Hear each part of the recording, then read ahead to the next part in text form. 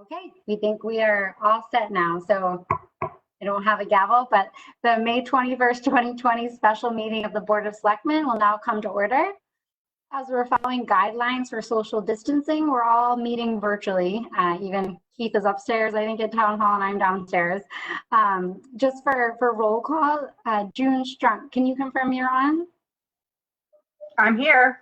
Thank you. And Deb Downey, are you on? Yes, I'm here. Thank you. And anyone who is watching us via Facebook Live or joining on the phone, we welcome you. We will have a comment section at the end, and we will allow you to unmute your lines if you so choose to ask any questions or share anything. For now, we wanted to keep the tradition of doing the Pledge of Allegiance, so I'll ask that you guys join me and bear with us with the delay feedback for the Pledge of Allegiance. Pledge allegiance to the flag of the United States of America and to the republic for which it stands, one nation, under God, indivisible, with liberty and justice for all. I think we're getting better at that. So we have 3 sets of special meeting minutes to approve. We've been busy. April 23rd, 2020, May 7th, 2020, and May 12th, 2020. Could I get a motion to approve the special meeting minutes of the April 23rd, May 7th, and May 12th, 2020 meetings minutes? So moved. Thank you, Deb. Do I hear a second? June Strunk, I second the motion. There's a motion and a second. Is there any discussion? I have no Nope. discussion, no corrections. Yep, this is Debbie Downey. I don't have any discussion either. Great, thank you. So hearing none, all those in favor? Aye. Aye. Aye, the motion carries.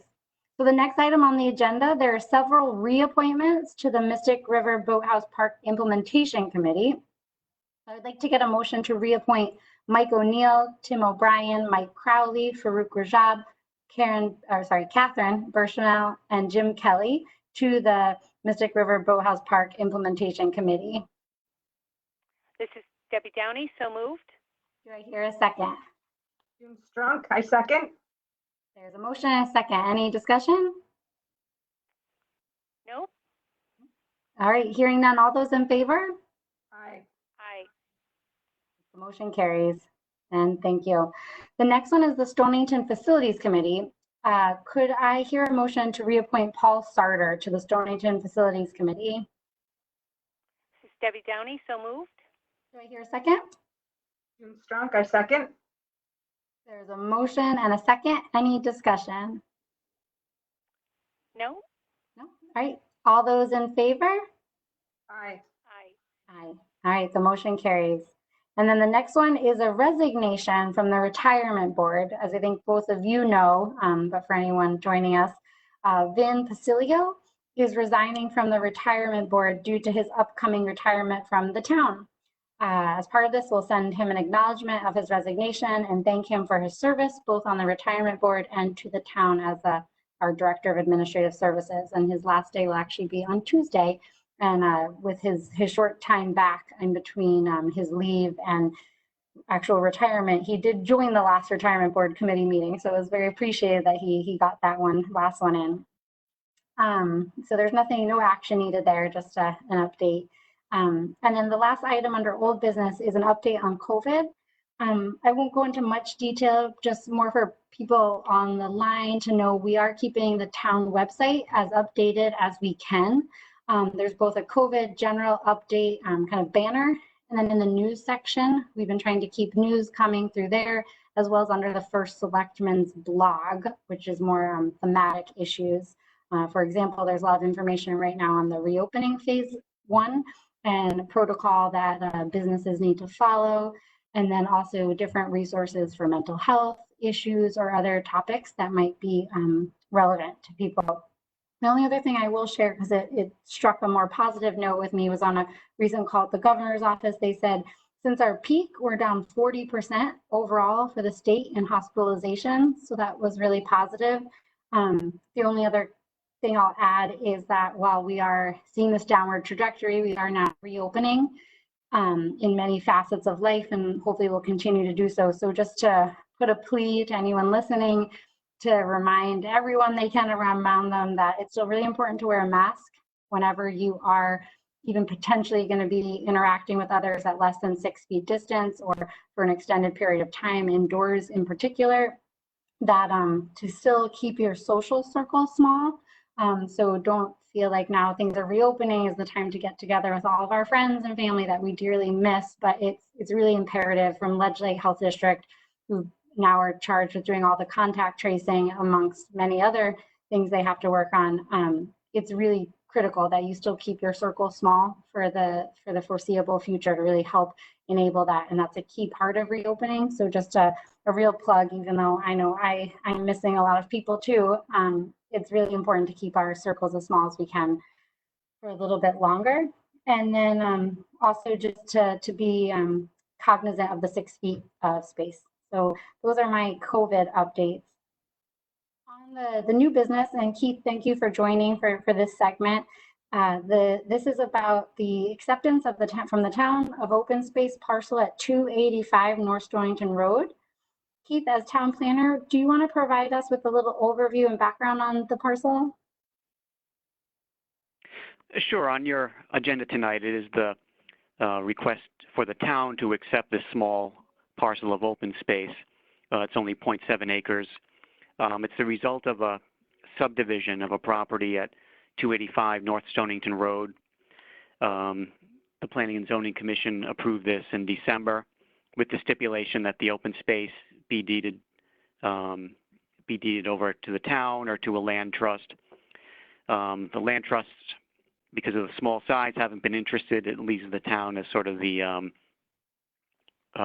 organization of last resort to accept the open space, since it is our rule that they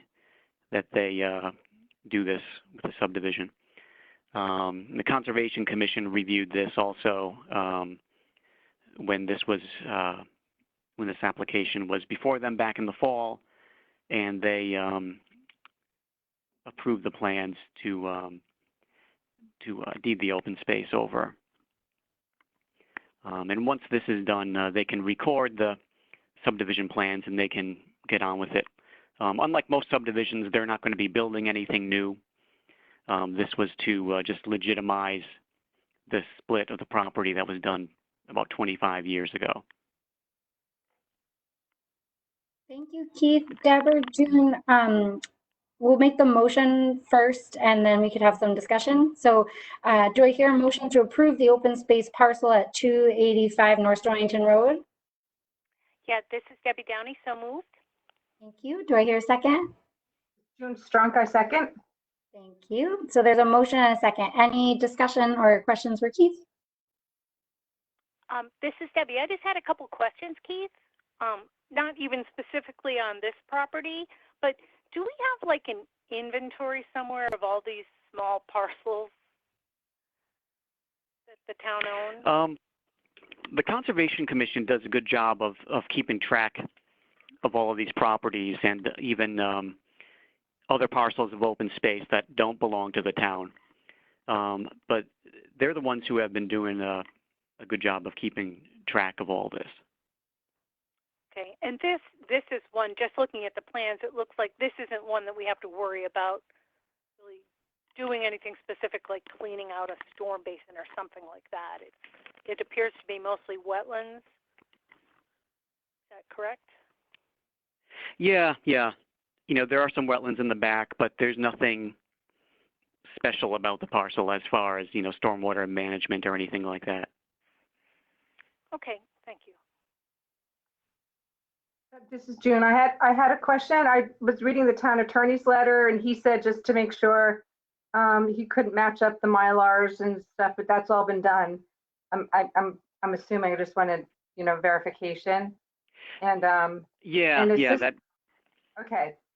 And then this part here. So this abuts. It kind of abuts Route 184 and it's like right on the corner of 201 and 184. And there are no buildings on it right now. Is that right? Right.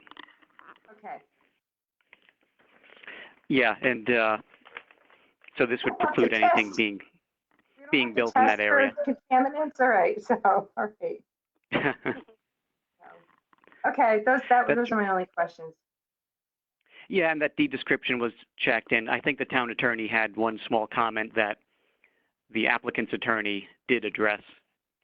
So there's nothing outstanding with the legal documents there. Okay.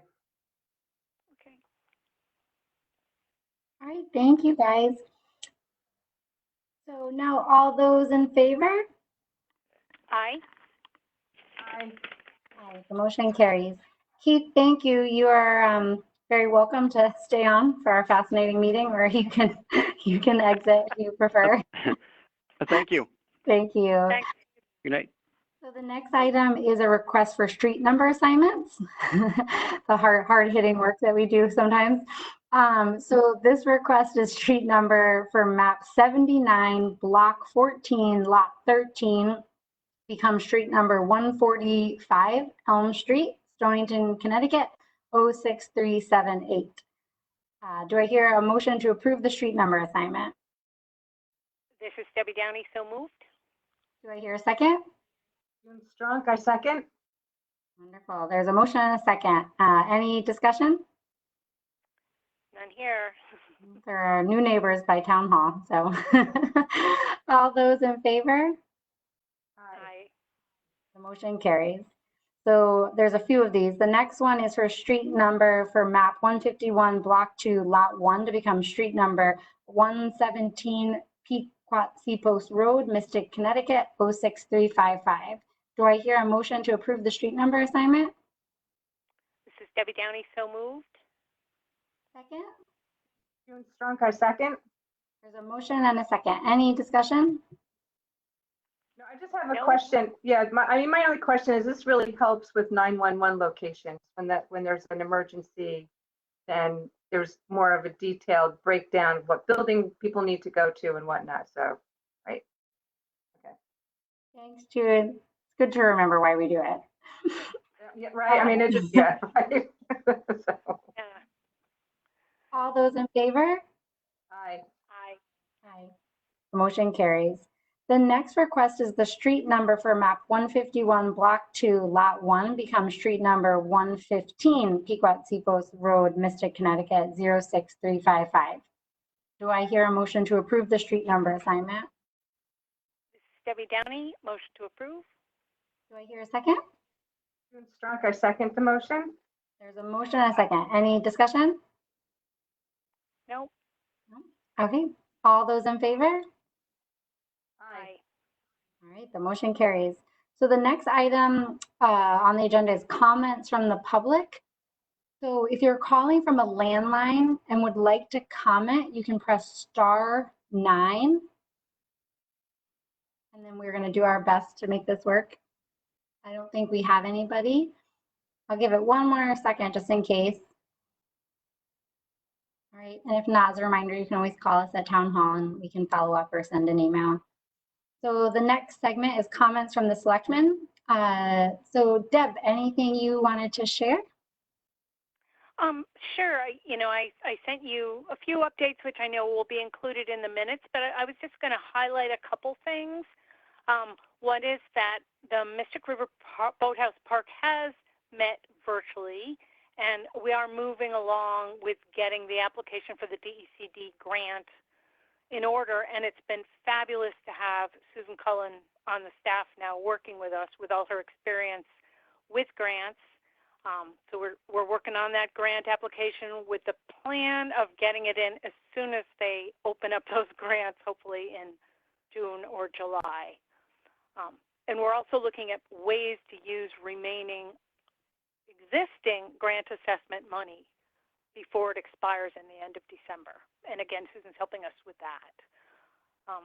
The other thing I just wanted to highlight is even though they haven't had any official meetings, the Beautification Committee is doing fabulous work in town with the planters, and they've got local businesses that have been sponsoring and supporting them. And they are asking if people are interested in donating or sponsoring a planter to reach out to them. It's really exciting. And I actually had a Stonington High School teacher reach out to me regarding a possible proposal for a pollinator pathway project at Stonington High School, either for staff right now or maybe looking into the future for students or clubs and looking at ways that they can kind of work with the town on that pollinator pathway issue, working towards our hopeful future certification with Sustainable Connecticut.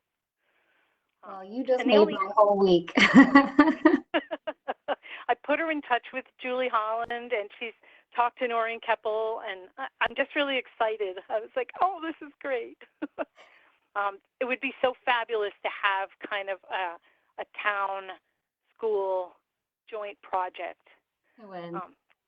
So I'm excited about that. And the only other thing I wanted to make a note of, and I know June might even bring this up, is I'm hopeful, looking forward to maybe at the next meeting discussing the infrastructure planning going forward, now that we have the budget in place, kind of talking about the future for the infrastructure and tying it into kind of the facilities survey that we already had directed the facilities committee to work on, but I know they haven't been able to meet, kind of maybe tying them both together for planning for the future.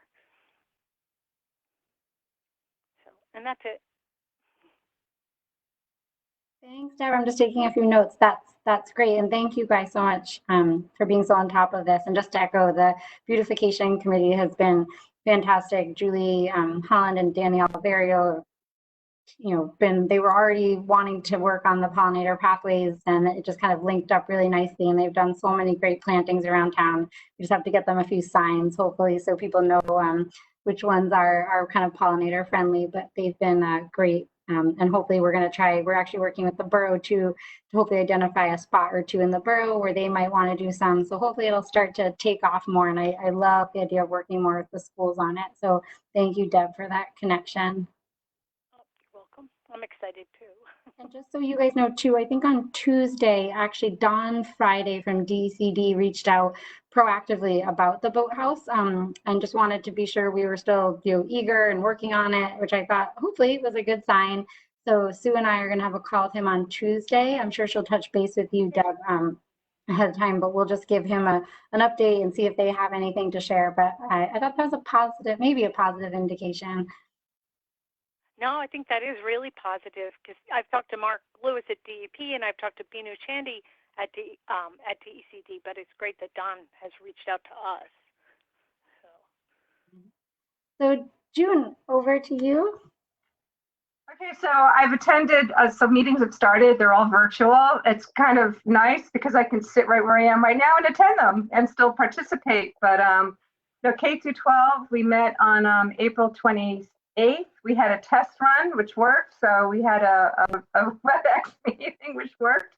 Our next meeting is on June 4th.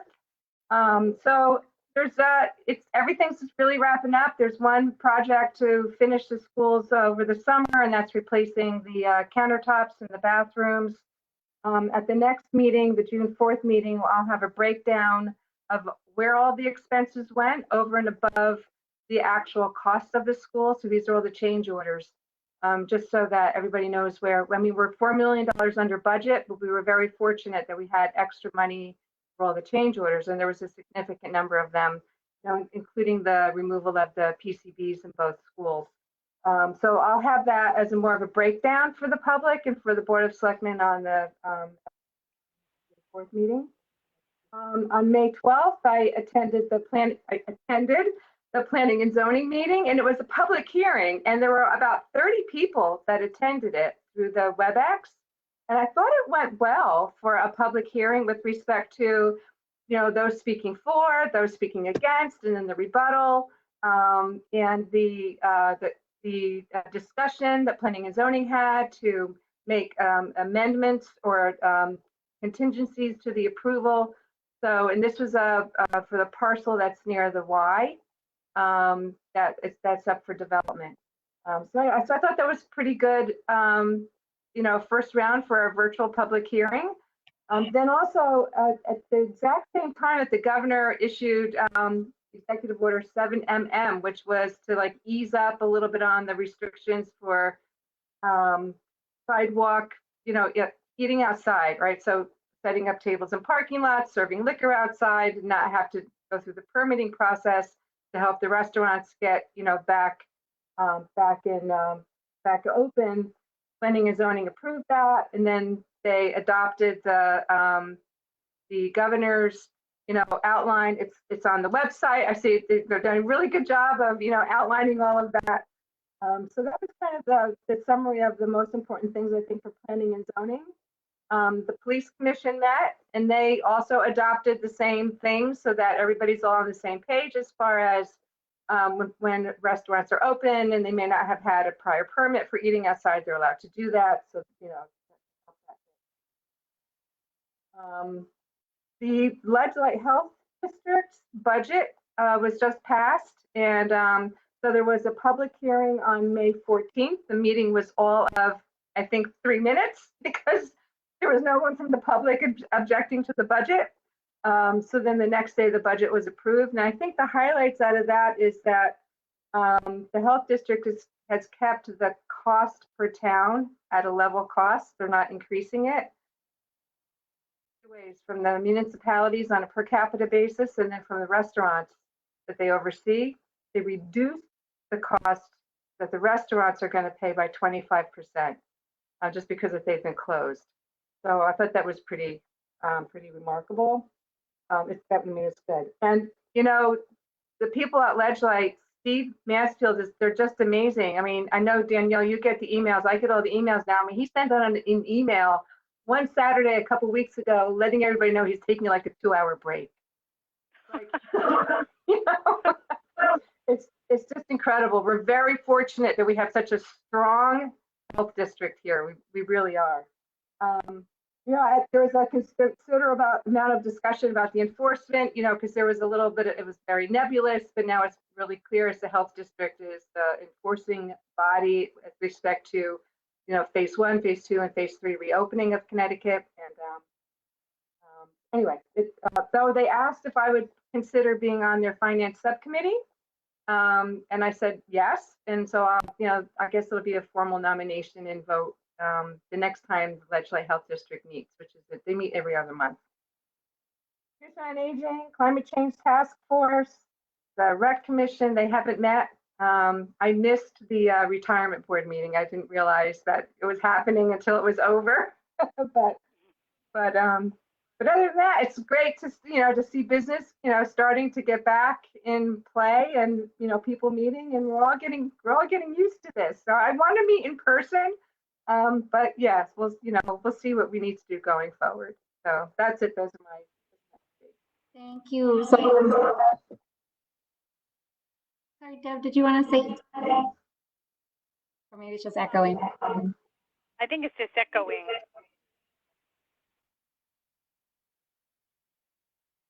Okay, we'll try again. Okay. No, thank you guys. Those are amazing updates. Despite not really being at full operational capacity, I think the town has gotten a lot done. And June, thank you for joining Ledgelight's subcommittee. I bet they really appreciate that. I'll keep mine short.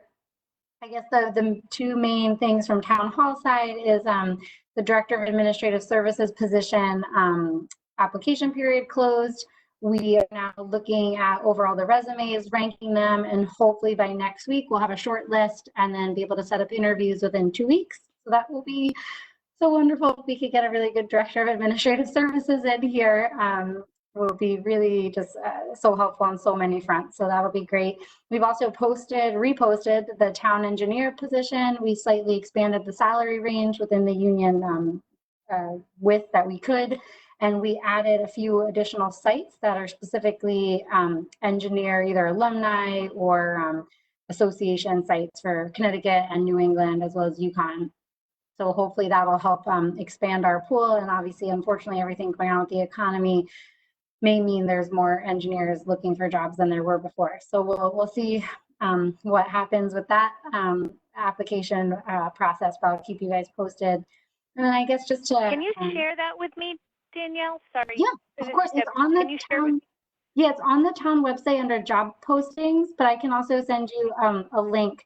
And it should also be in the paper again this weekend, hopefully. But yeah, I'll send you a link. Yeah, if anybody knows anyone and wants to share it around, it's always very appreciated since that's a challenging position to fill.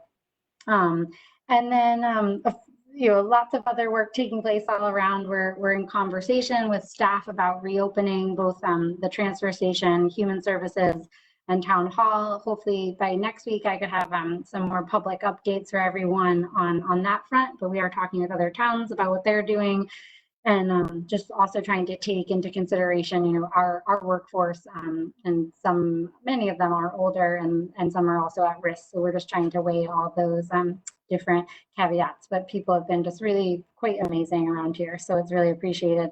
And I guess the final thing is just as we're reopening, I just want to kind of address that. I really understand anyone who's watching or listening, the frustration. Some people are scared it's happening too fast, and some people are frustrated it's not happening fast enough.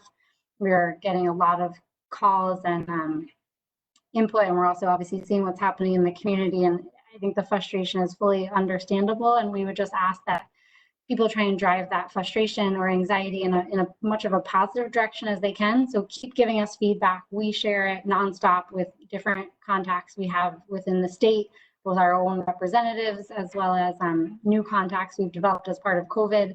And for the most part, I'd say they've been very, very receptive. They've been appreciative of hearing what's happening at the local level, how people, businesses, nonprofits are dealing with this. As June pointed out, some of the governor's changes on zoning, executive orders, that was a regional effort to really encourage that. Who knows, maybe it would have happened anyways, or maybe it wouldn't have, but we have been trying to work with other towns to advocate for certain things, and also just advocating on our own. So please do share with us your feedback, your ideas and input as things are reopening, what's working, what's not. We've also shared, or if we haven't, we'll shortly, the state even developed a feedback survey link. We'd encourage people to also fill that out, but also let us know what's going on. And we just hope, we will be able to slowly reopen and do so safely, and we'll all be able to kind of be together in person again soon. So hopefully we'll see you guys soon in person. And if there's nothing else, census reminder, please post, remind friends, family, anyone, fill out the census. We need to get our numbers up. It's really important for funding and other reasons. So let's all fill out our census if we haven't. So anything further from you guys? No. All right, we will stand adjourned. Thank you. Okay. Okay, take care. Goodbye.